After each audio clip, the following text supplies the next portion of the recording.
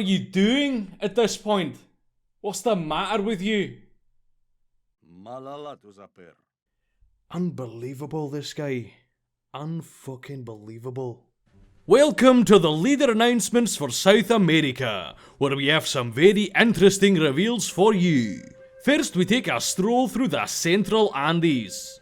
7 leaders were on the ballot, but only one of them has prevailed. Let's see who it is.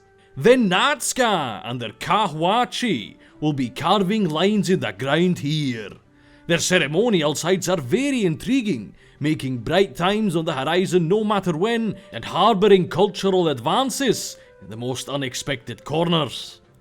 Located in the rough but potentially very valuable Andes Mountains, Kahuachi, the city, is the core of what will become an empire in the midst of deadly wastes, where human ingenuity will overcome the hot, dry mountains and create a flourishing civilization. Pokios are a powerful tool to that end.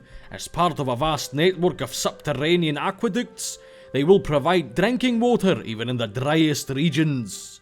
But most notably, the Nazca have access to the geoglyphs, which are highly adaptable incentives to develop complex philosophy. Nobody quite knows what their secret is, which is perhaps the reason why everybody envies them.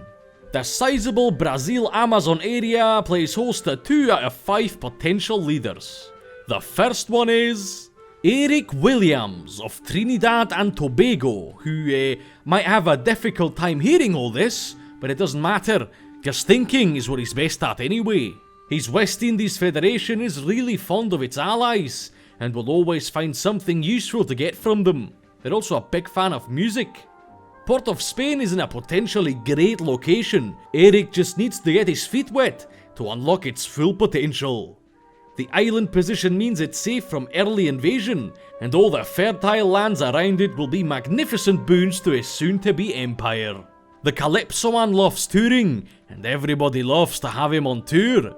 But that doesn't mean his music isn't appreciated in the homeland. On the contrary, Trinibagoans will dance with him whenever he's around, laugh and be happy. Colonial harbours are not so much versed in industrial espionage as they are hubs where information is exchanged about the latest models and what they're made of. Connections like that will, of course, yield some boat materials from time to time. Plus, they have an extra dock just for Calypsoans. The second part of the lineup is also quite interesting. The Tupi under Kunambe inhabit these lands. His motto, when you can beat him, also eat him.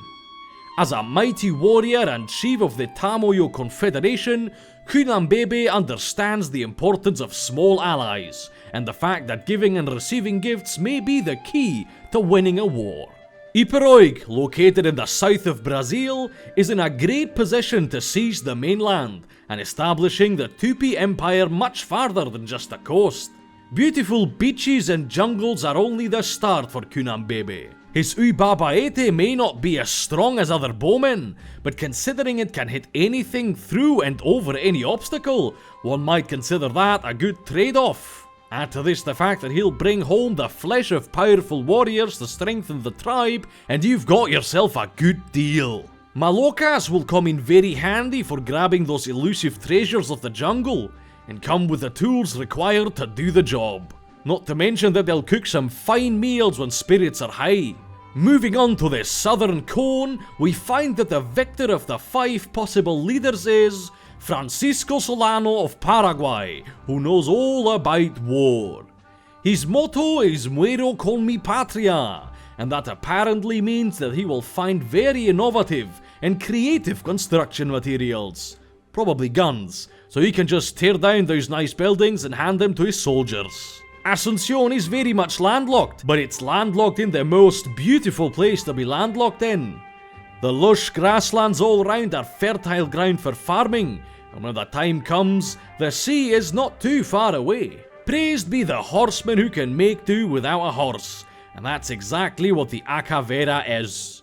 Having horses is a good boon though, and this guy knows how to ride them too.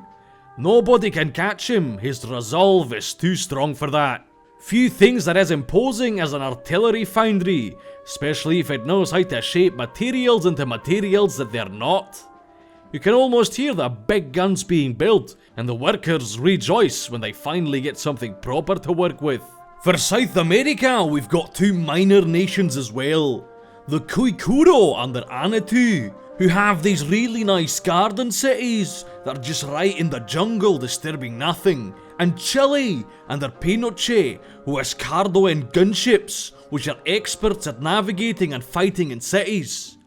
Anyway, that was it for today's leader announcements. Or was it? Oh no, we're doing another Exotica!